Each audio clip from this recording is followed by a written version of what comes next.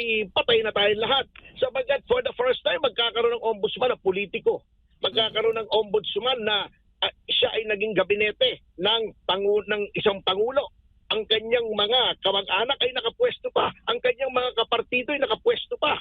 Wala pong nangyari yan sa kasaysayan ng Office of the Ombudsman na politiko. Ang usually nilalagay dyan, mga retired justice, mga career officials katulad ni Desierto, maayos po yung mga nilagay dyan. Ngayon lang po, ay makakandaloko-loko po. Masisira yung independence ng ombudsman. How can you have an independent ombudsman kung ngayon pa lang, ini-influensyahan na ng palasyo yung acting ombudsman para i-clear yung paborito niya, yung pinapabori niyang kandidato. So wala na pong independence yan. You can forget about the ombudsman. For 7 years, kamoting kahoy na may ulalo yung ombudsman natin. Sinasabi ko po sa inyo.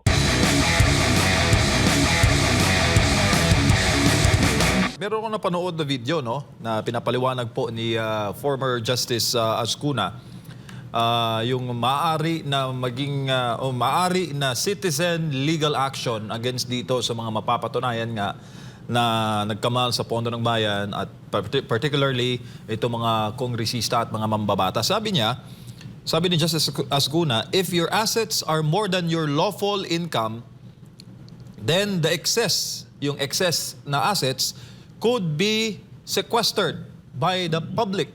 Sir, bilang po abogado, anong masasabi nyo dito? Tama po yun. Talaga pong may presumption na kapag ang iyong yaman ay talagang labis-labis sa iyong legitimate income, there is a presumption that that is ill-gotten. But of course, sa ilalim ng ating saligang batas, ay mayroon pa rin tayong due process.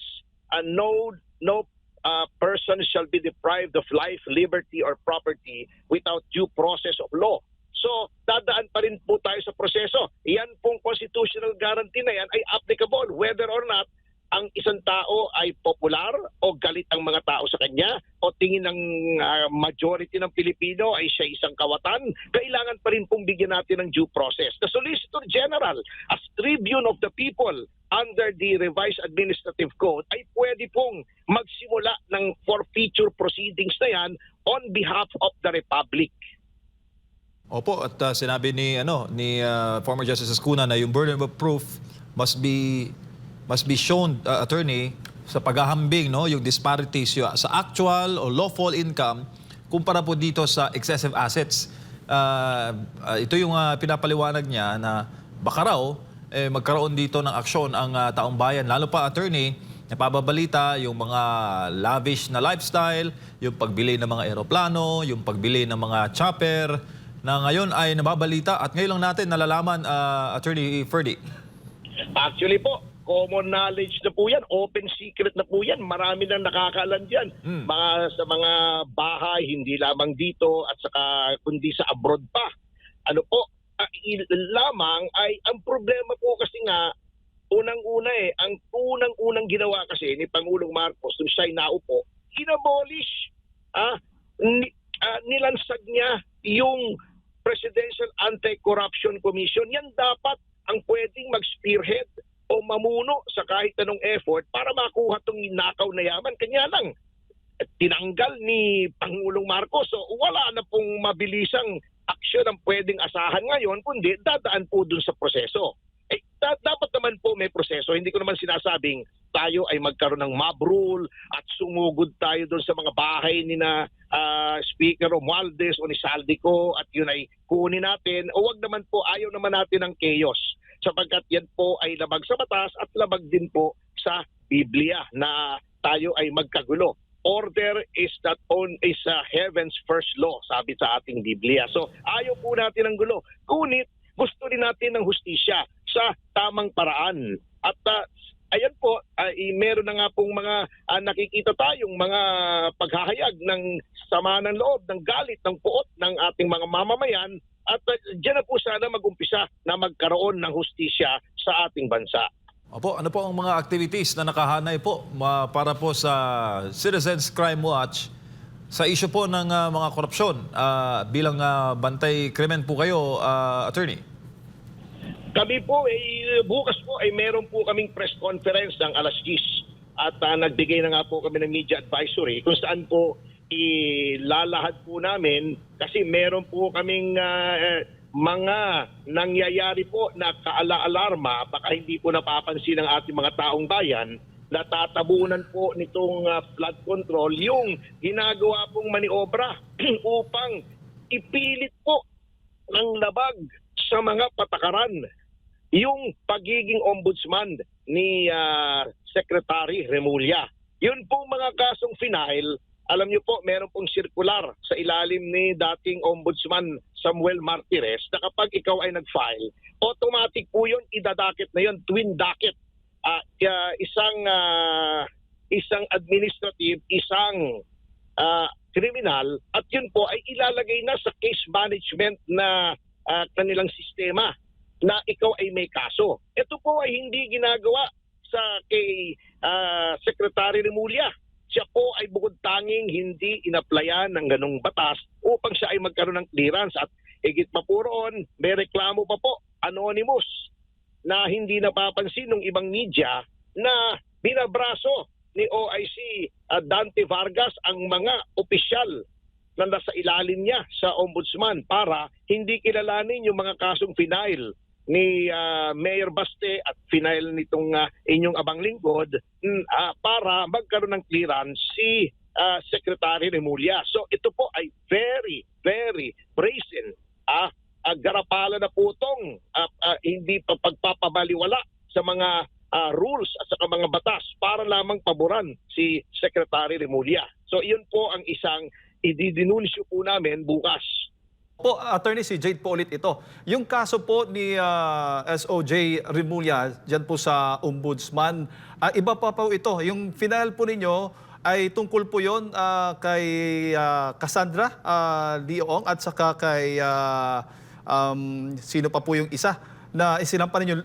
Bukod doon sa kay Mayor Baste at kay Senator Amy, patungkol naman yun sa pagkakaaresto kay dating Pangulong Rodrigo Roa Duterte. Opo, iba po yun. Yun naman po amin ay walang kinalaman doon kay Pangulong Duterte. Yun nga pong MR ni Senator Amy, can you imagine? MR, pag-file niya ng MR, ang talagang proseso po dyan ay pasasagutin yung kabila doon sa MR. Ang tagal-tagal ko na pong abogado, ganyan po talaga ang proseso sa ombudsman. Ngayon po, binaliwala nila yung prosesong yon. Dinismiss na lang naman nila basta yung MR nang hindi man lang pinasasagot yung kabila. So, kitang-kita nyo ang pagkiling, ang bias, ang prejudice in favor of Secretary Remulla. Yung akin po, very clear case yun, talagang walang waran. Kahit maglulupasay po sila sa gitna ng EDSA, wala silang mailalabas na waran para ma-justify yung pag-arrest kay Cassie Leong at saka kay Sheila Guo. Kaya natataranta sila sa kaso nyo sapagkat that is a very meritorious case filed in good faith. Opo, kasi nga sinasabi ni SOJ Remulla doon sa kaso ni Mayor Baste, yung ombudsman case na isinampa nga ni Mayor Baste kay Remulla, parang forum shopping daw. Ano bang masasabi po ninyo dyan? Kung forum shopping po yun, forum shopping is a defense. Dapat po yan, yung defense yan ay ilagay niya sa kanyang counter affidavit. Ngunit, hindi pwedeng walang counter affidavit. Hindi pwedeng basta i-dismiss ng ombudsman yan on the ground of forum shopping kasi hindi para sa kanila mag-determine ng forum shopping kung hindi nire-raise nung kabila.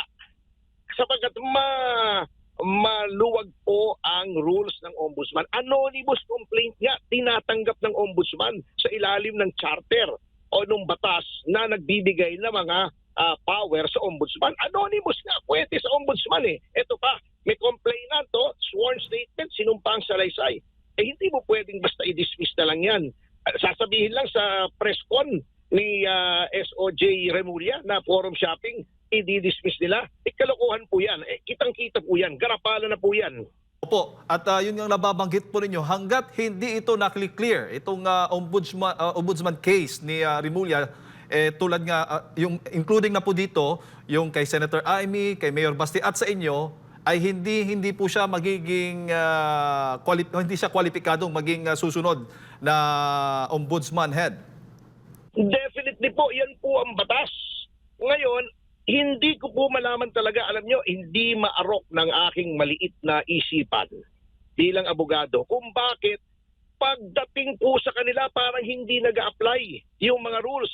Sinasabi ni SOJ Remulla, yun daw, yung shortlist daw, pwedeng i-ignore ng Pangulo. Saang planeta niya nakuha yun? Sinubukan po yan noon ni Ginang Macapagal Arroyo noong panahon niya na yung shortlist ay may gusto siyang ipilagay.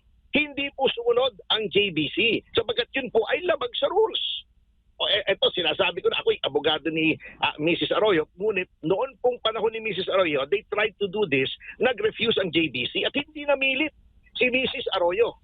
So in fairness to her, eto pong administrasyon na to parang ang mindset po nila at nakakatakot po itong mindset na to, sinasabi ko sa inyo, sa kanila, pagdating sa kanila, yung mga batas hindi nag-a-apply.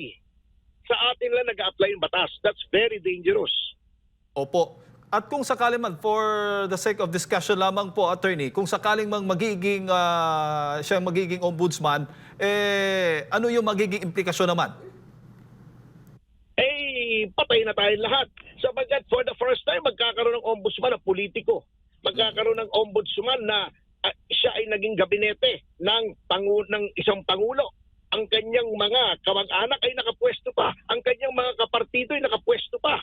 Wala pong nangyari yan sa kasaysayan ng Office of the Ombudsman na politiko. Ang usually nilalagay dyan, mga retired justice, mga career officials katulad ni Desierto, maayos po yung mga nilagay dyan. Ngayon lang po, makakandaloko-loko po. Masisira yung independence ng ombudsman. How can you have an independent ombudsman kung ngayon pa lang, ini-influensyahan na ng palasyo yung acting ombudsman para i-clear yung paborito niya, yung pinapabori niyang kandidato. So wala na pong independence yan. You can forget about the ombudsman. For 7 years, kamoting kahoy na may ulalo yung ombudsman natin. Sinasabi ko po sa inyo.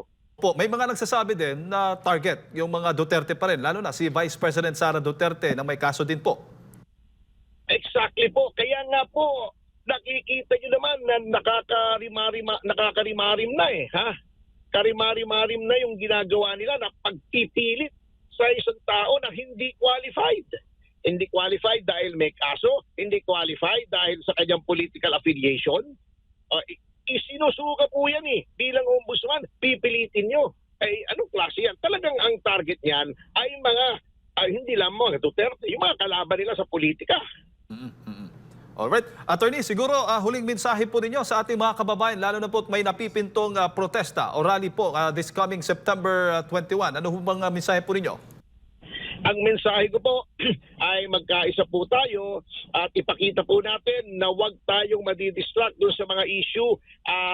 Yung flood control, number 1. Yun pong Maharlika Fund. Ang dami na pong issue na dapat nating kapotan Maharlika Funds, yung PhilHealth, insertion, at yung pagpipilit kay Remulla bilang ombudsman. Yan po ang dapat nating iprotesta, hindi lamang isa, sapagkat lahat po yan napakalaking epekto po sa ating pamumuhay bilang mamamayan at sa integridad ng ating pamahalaan.